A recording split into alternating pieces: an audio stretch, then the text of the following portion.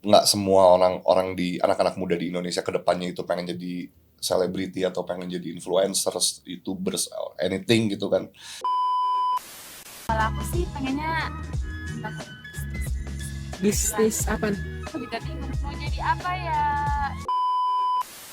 Menurut gua potensinya anak-anak muda Indonesia itu tuh apa tuh? banyak banget. Halo, kenalkan saya Sadam, host podcast Youth Lab. Topik kali ini kita akan membahas apa sih anak muda zaman sekarang, tipikal kerjaannya, yaitu masa depan karir anak muda. Sudah hadir tamu spesial saya, Eksekutif Director dari Youth Lab, entrepreneur muda di bidang industri film dan juga F&B, serta pengajar kandidat doktor dari UI. Yuk, tonton terus di podcast Youth Lab, Reimagine Generation.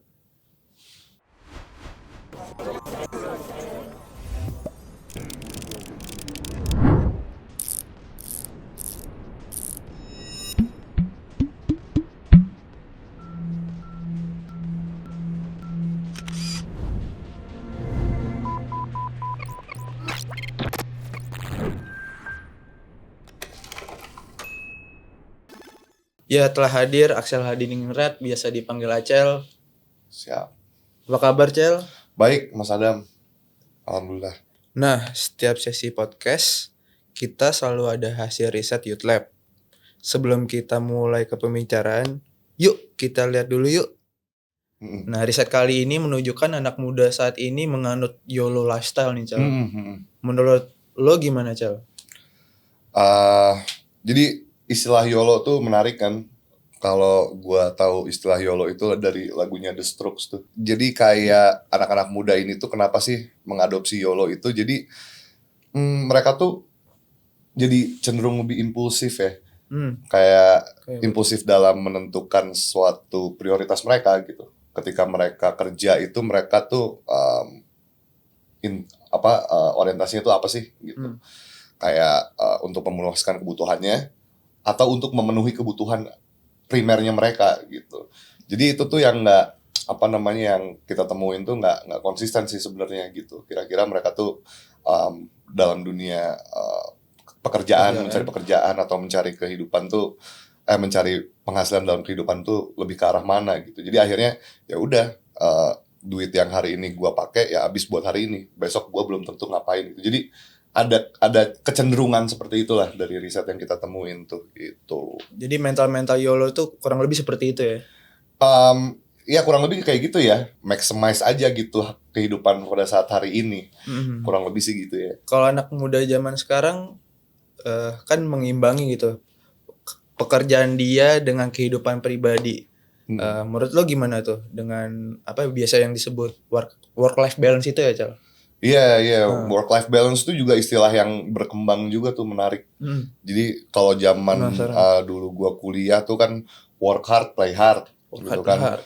Terus habis itu sekarang work life balance gitu kan. Work hard play hard itu kan kerja keras tapi istilahnya hura-huranya juga keras juga gitu kan, hard juga. Ya sama kayak work life balance ini sebenarnya gitu. Jadi mereka itu ingin punya semacam kayak keseimbangan di antara kayak dunia kerjanya sama dunia social life-nya gitu. Nah, tapi di antara itu tuh sebetulnya anak muda tuh punya satu kayak satu eager untuk mereka itu merasakan ketenangan di antara situasi yang sifatnya itu berbenturan sama mereka. Misalkan kayak mereka kerja di salah satu pekerjaan yang mereka tidak sukai. Tapi satu sisi juga mereka punya social anxiety gitu di dalam kehidupan sosialnya. Nah, di antara situ gitu mereka mencari ketenangan itu gitu dan mencari supaya gimana nih supaya dua-duanya itu seimbang dan gue bisa akhirnya berdamai dengan dua situasi yang mungkin gue kurang sukai gitu.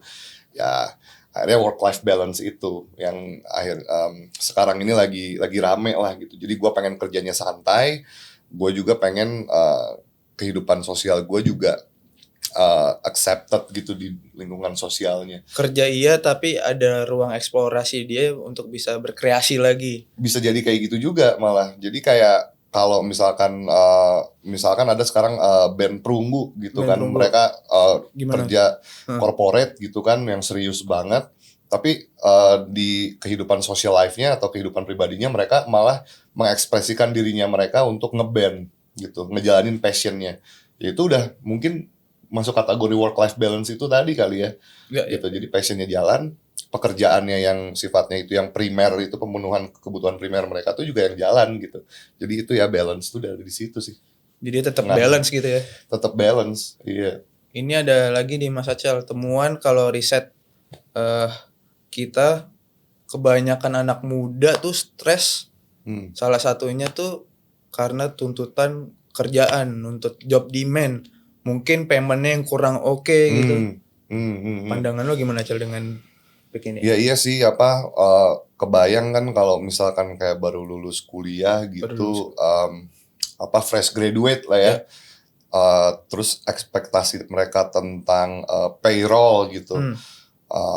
Apalagi dari lulusan lulusan besar atau universitas yang lumayan punya legitimasi di dunia pendidikan tinggi gitu ya. Alumni itu pasti mereka yang fresh graduate ini ekspektasinya gue dapat kerjaan yang proper dengan payroll yang oke gitu. Cuman kita ini sekarang di dunia di dunia career gitu, career path kita gitu, kita tuh nggak terbiasa untuk ngejalanin proses sih dari awal. Jadi staff dulu, dari staff abis itu naik lagi. Jadi kayak secara hierarki itu ada kecenderungan anak muda itu yang mungkin agak reluctant untuk menjalani prosesnya gitu loh. Gitu. Gue juga dulu kerja di corporate. Gue ngalamin tuh proses itu, walaupun cuman 5 tahun ya, 4 sampai 5 tahun lah gitu. Tapi gue mengalami tuh proses dari bawah dulu, habis itu naik benar-benar sampai manajer apa. Ya itu sih sebenarnya sebuah keniscayaan lu akan naik gitu kan, secara career lu gitu, career path lu. Tapi kalau misalkan kayak you YOLO aja gitu, lu YOLO gitu, ya bisa jadi lu malah nanti, aduh gue nggak cocok nih kerja di sini, gue pindah deh gitu. Wah gue nggak cocok di sini, gue pindah. Sampai pada akhirnya ya payroll lu ya segitu-segitu aja gitu. Habis itu ya kerjaan yang lu sukai juga ya gitu-gitu aja, karena lu nggak punya career path yang istilahnya tuh dari bawah terus habis itu naik ke atas, karena mereka udah ini sama prosesnya sendiri. Kalau gua kan orang Sunda ya, jadi kayak kalau bahasa Sunda itu ngareuyeun tuh started from the bottom lah, kalau kata Drake tuh gitu. Dari bawah dulu terus habis itu naik ke atas. Ya anak muda tuh kayaknya tuh ada kecenderungan tuh dalam prosesnya tuh kayaknya mereka ngerasa hilang, agak ya nggak suits lah. Apa mungkin si anak-anak muda zaman sekarang maunya yang instan gitu? Mungkin bisa jadi juga sih, kayak ya mungkin karena dipengaruhi juga sama exposure mereka terhadap konten yang instan ya. Jadi kan kayak mereka sekarang di sosmed gitu kan, kayak gue pakai TikTok, gue pakai Instagram tuh kan, konten tuh kan cuman kayak sepersekian detik aja ganti, sepersekian detik ganti gitu. Malah yang kita tuh termanjakan sama algoritmanya sendiri gitu. Algoritma si platform itulah yang akhirnya menyesuaikan taste kita kan, sampai nanti akhirnya kita tuh ngehook sama satu konten itu gitu.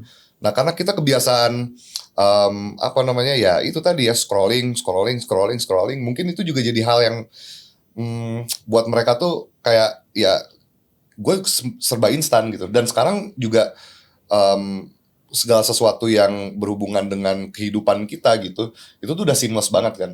Ya ada ojek online misalkan gitu, untuk kita misalkan mau pesen makan, terus habis itu ya tinggal ojek online aja langsung datang ke rumah gitu. Dulu itu tuh pas gua lulus kuliah baru ada tuh fenomena ojek online tuh baru ada kan gitu.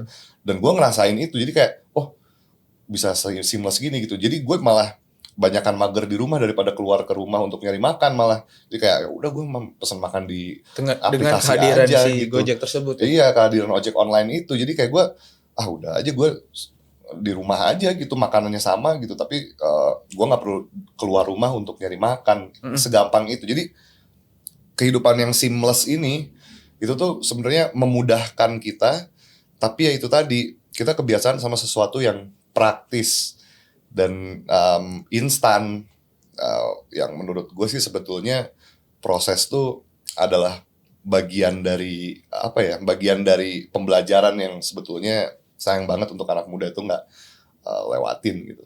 Sayang banget kalau nggak dilewatin gitu. Iya gitu. Tadi kan ngebahas sosmed ya, Cel. Apa anak muda zaman sekarang tuh jadi kepengennya tuh jadi selebgram dengan kehadiran sosmed, salah satunya Instagram, entah influencer, entah YouTuber, entah podcaster gitu. Menurut lo gimana? Ya mungkin gini sih ya, kayak kita nih kan kehadirannya sosmed, terus kehadirannya influencer gitu-gitu kan. Kita itu jadi punya satu asumsi lah ya, sebagai anak muda gitu ya. Kalau misalnya kayak nanti kita kerja itu, kita punya pilihan pekerjaan yang sifatnya tuh fleksibel. Fleksibel dalam artian apa? Tidak punya keterikatan. Kalau lu masuk corporate gitu kan, ya lu punya terikat kontrak gitu kan. Lu terikat dengan ya gaji yang harusnya segini tapi dipotong dengan asuransi, dipotong sama ini, dipotong ini, tapi ya hasilnya jadi nggak sesuai dengan nilai nominal lu gitu kan.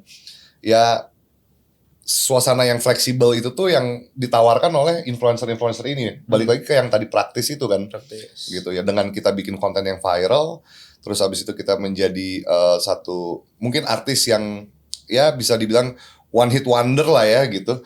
Ya itu jadi mungkin bisa jadi orientasi mereka juga gitu, karena melihat situasi itu. Padahal kan untuk menjadi seseorang figur yang bisa sukses di dunia entertainment misalkan gitu ya, sukses. Itu tuh bukan proses yang instan gitu sebetulnya gitu, yang sebetulnya bukan proses yang instan yang seperti yang kita lihat saat ini. Tetap ada prosesnya walaupun jadi influencer gitu lah ya. Tetap kayak gue mengawali karir gue di bidang film gitu, itu nggak semata-mata gue langsung jadi produser, enggak gitu. Gue tuh jadi PU tuh pekerjaan umum. Jadi gue tuh benar-benar dari bawah dulu. Dari bawah gue yang benar-benar nge-serve kopi ke kru. Oh iya, iya, gue yang bikinin mie buat kru gitu. Gue karena pada saat itu gue diajarin sama senior gue gitu, untuk kayak supaya lu mengenal dulu dunia syuting gitu, kayak gimana gitu. Oh di sini tuh ada kru, oh di sini tuh ada sutradara, oh ternyata di dunia syuting tuh ada hierarkinya. Oh lu ngomong ke DOP tuh kayak gini, oh gini segala macam. Jadi karena memang gue produser dan jadi produser kan sebenarnya it's all about management juga kan sebenarnya kan. Jadi ya lu tuh ternyata how to manage people tuh kayak gini sih gitu. Oh how to kayak menyamakan sisi artistik dari sutradara dan keperluan produser yang sifatnya itu lebih ke manajemen tadi dan mikirin bisnisnya tuh kayak gimana. Jadi penjembatan itu tuh dan dunia syutingnya tuh gue belajar akhirnya gitu dari pekerjaan umum itu, PU, bikinin kopi buat mereka, nyediain makanan, ngasih. Kan kayak syuting kan bisa sampai 12 jam, bisa sampai 16 jam, bahkan bisa sampai lebih dari, bisa sampai seharian gitu kan. Jadi ya gue yang ngasih ke mereka gitu-gitu. Padahal pada saat itu title gue itu produser. Tapi tetap disuruh akhirnya jadi PU gitu. Tapi pengalaman itu yang menjadi lebih lo dapat ilmu banyak. Dapat banget banyak ilmu gue jadi PU, dan akhirnya di beberapa syuting kemudian juga gue masih jadi PU juga gitu, walaupun gue produser di situ gitu. Tadi kan lo ngebahas kayak manage people ya. Lo pun juga entrepreneur muda di industri film dan pasti berkaitan dengan anak muda di dalam pekerjaan lo. Itu gimana, Cel, dalam lo sebagai leader nerapin ke anak-anak muda yang kerja di dalam kantor lo itu gimana? Boleh ceritain nggak, Cel? Jadi ini menarik banget sih, Dam. Jadi gue kan sebelum gue akhirnya masuk ke dunia film, terus habis itu ke F&B lah gitu, yang sifatnya entertainment lah ya. Gue juga dulu tuh kerja di corporate yang cukup strict gitu. Gue kerja di dunia mining, ya, di dunia pertambangan. Oh, itu beda lagi tuh ya? Iya, gue dulu jadi marketing manager di dunia pertambangan gitulah gitu, di Kalimantan. Oke. Gue pada saat itu berarti tahun ketiga tahun keempat gue kerja di company itu tuh gue manajer di situ, dan gue nge-manage orang-orang yang lebih tua dari gue. Oke. Yang lebih tua dari gue, yang lebih tua dalam artian secara umur ya. Secara umur mereka udah pengalaman di lapangan gitu. Terus gue anak kemarin sore yang datang gitu ke mereka, dan gue harus bisa nge-translate instruksi secara top down ke mereka gitu. Yang notabene mereka itu adalah orang-orang yang lebih senior dari gue. Kan sulit ya.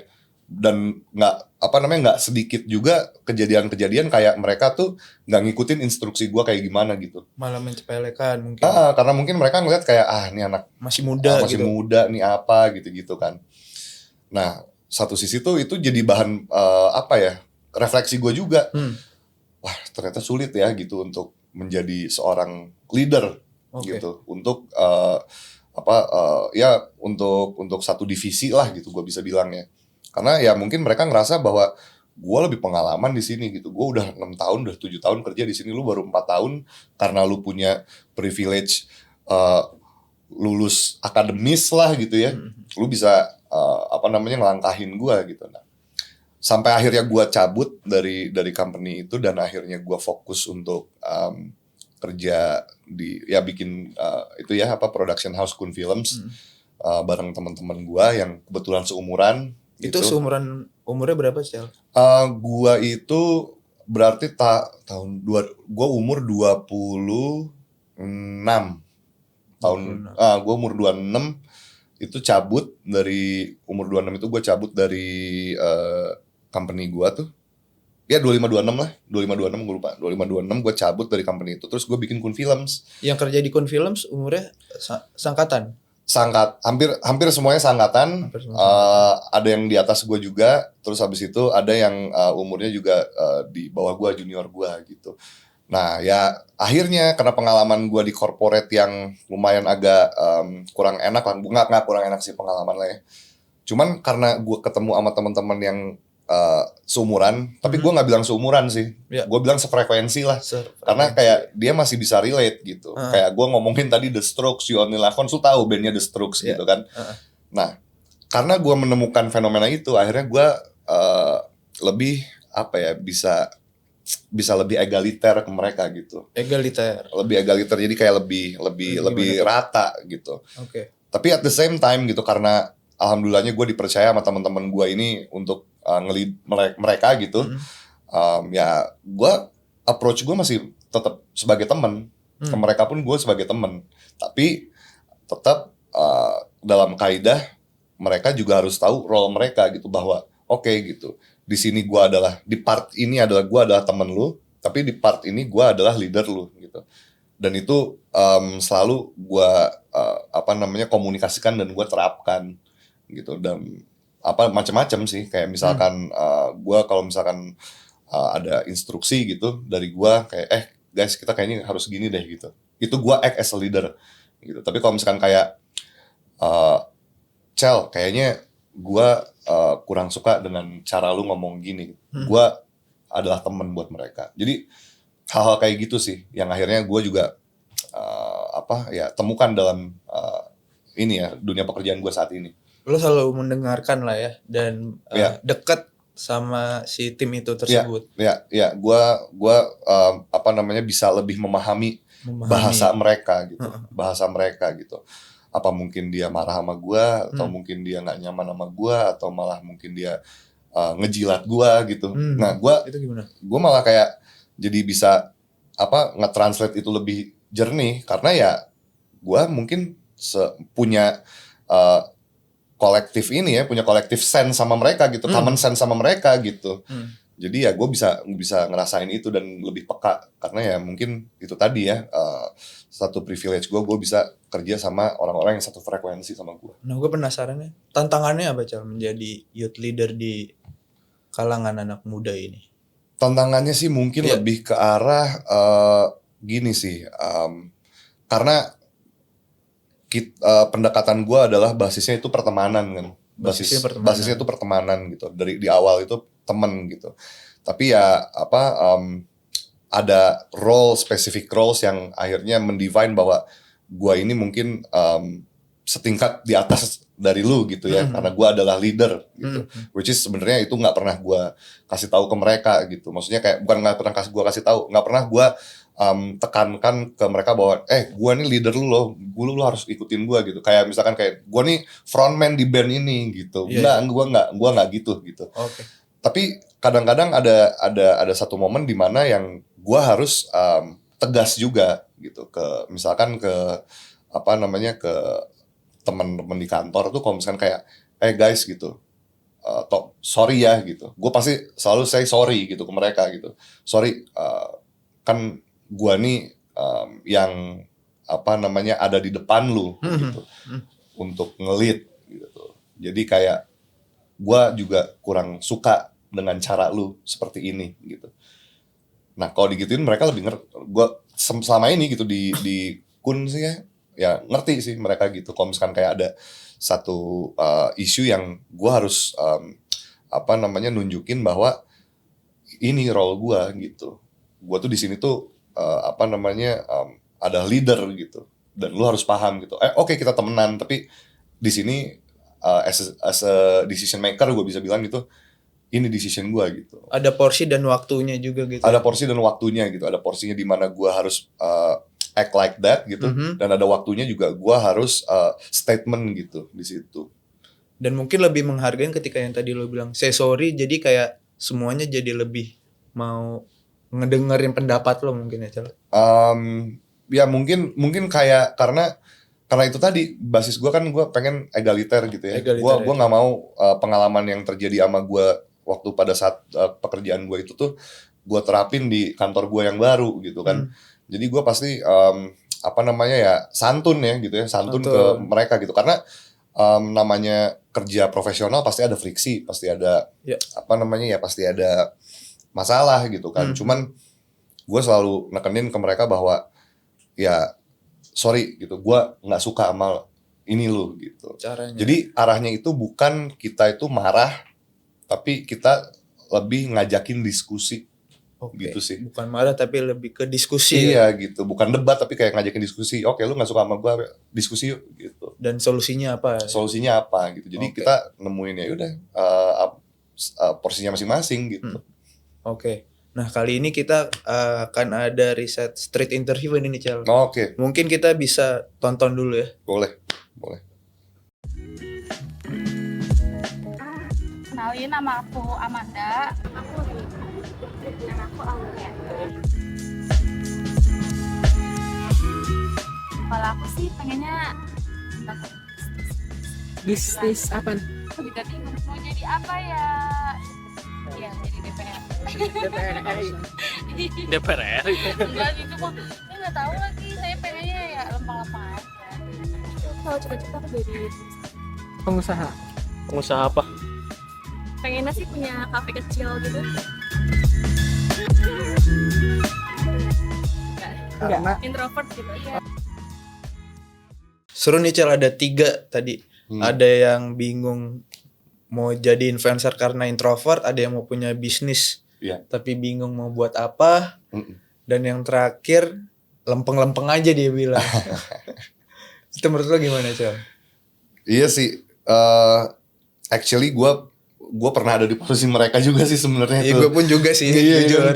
Iya kan, menghadapi situasi yang clueless gitu kan, terhadap ekspektasi pekerjaan di masa depan. Tapi emang ada temuan sih di Youth Lab itu waktu itu di bulan Maret. Kita survei kuantitatif 500 anak muda di seluruh Indonesia. 10 kota sih. 10 kota. Sebetulnya range umurnya 15 sampai 35. Ya yang masih bingung dengan ke depan nih gue mau jadi apa sih gitu. Tetap. Kayak itu tuh kayak karakteristik YOLO-nya tuh kayaknya tuh di situ deh. Di situ ya malah ya. Gitu. Karena mereka tuh mikir saat ini gue kayak gini gitu kan, kondisinya baru lulus misalkan gitu kan, atau masih SMA gitu. Tapi gue pengen bikin usaha, pas ditanya usahanya apa, nggak tahu, pengen buka kafe aja gitu. As simple as that gitu kan. Terus ada yang pengen jadi lempeng-lempeng aja gitu.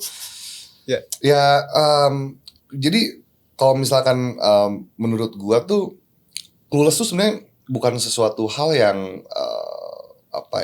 krusial sih. Maksudnya gini, clueless itu nggak apa-apa gitu sebenarnya, karena kita pun ada di posisi itu. Cuman yang menarik kayak misalkan tadi mereka itu ada yang pengen jadi DPR mungkin karena ngelihat simbol kemapanannya gitu kan, jadi anggota DPR gitu kan, ada ajudan. Ya, sepakat. Kan, mungkin mobil dikawal, Fasilitas gitu, ada. fasilitas gitu kan. Ya boleh-boleh aja, sah-sah aja gitu.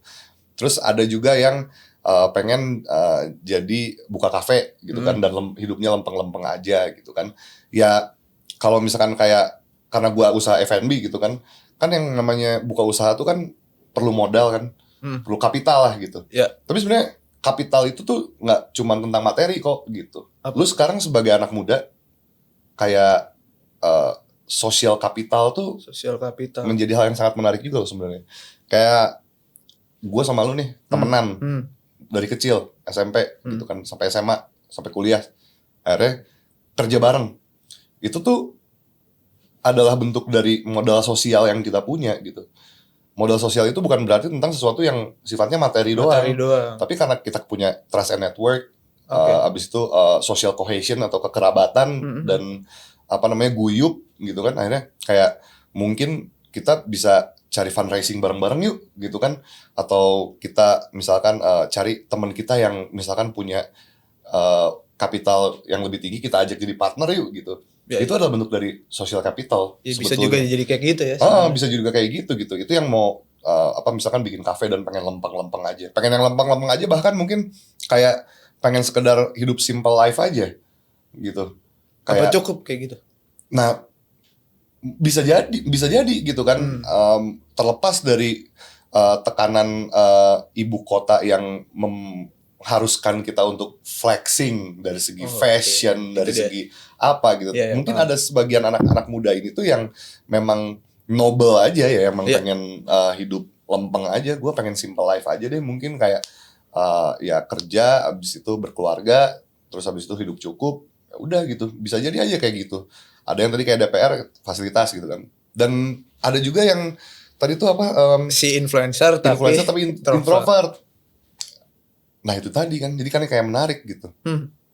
Ketika kita itu terbiasa sama sesuatu yang instan, terbiasa sama konten-konten media yang ekstrovert gitu, ekstravagan. Hey guys, gua nih ini loh, gua nih itu loh, gua nih ini itu. Tapi ada juga yang nggak, gua mah introvert, gua nggak mau gitu, kayak narsis mungkin ya, gue nggak mau deh kayak gitu, gue nggak gitu, gue memilih jalan yang lain. Jadi nggak valid juga bahwa anak-anak Indonesia secara general itu tuh pengen cuman jadi content creator doang sebetulnya. Akhirnya kan nggak terlalu relevan, maksudnya nggak semua gitu, nggak semua tuh akhirnya pengen jadi artis atau pengen jadi bukan artis selebriti lah gitu. Kalau artis kan seniman gitu kan. Kalau ini ya karena mereka ngelihat bahwa kayaknya gue introvert gitu, gue nggak suka dengan gaya-gaya influencer yang ekstrovert, ya berarti kan nggak semua orang di anak-anak muda di Indonesia kedepannya itu pengen jadi selebriti atau pengen jadi influencer, YouTubers, anything gitu kan. Ya itu menjadi hal yang menarik gitu. Tapi kembali ke YOLO, ya YOLO mentality itu pada akhirnya adalah fase clueless sih. Fase cluelessnya mereka itu dalam kehidupan gitu ya. Biasanya ini karena riset kita itu range-nya itu umur 15 sampai 35 gitu. Usia produktif.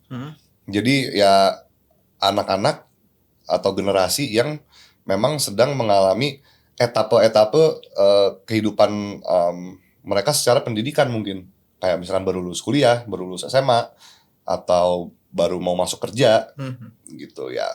Itu mungkin yang akhirnya bikin mereka jadi kayak gue YOLO aja gitu. Jadi gue ambil kerja yang sesuai passion gue, habis itu yang sesuai gaji gue, kalau gue nggak cocok gue cabut gitu. Ya itu mungkin bisa jadi relate juga gitu. Tapi ya overall sih sebenarnya menurut gue potensinya anak-anak muda Indonesia itu tuh banyak banget dan bisa dieksplor lebih luas sih gitu. Karena ketika lu anggaplah punya passion gitu ya di dalam hidup lu gitu. Ketika lu dalemin passion lu itu akhirnya nanti berkembang lagi sebetulnya. Kayak gue, passion gue dulu adalah menjadi filmmaker gitu. Sampai sekarang akhirnya gue jadi produser.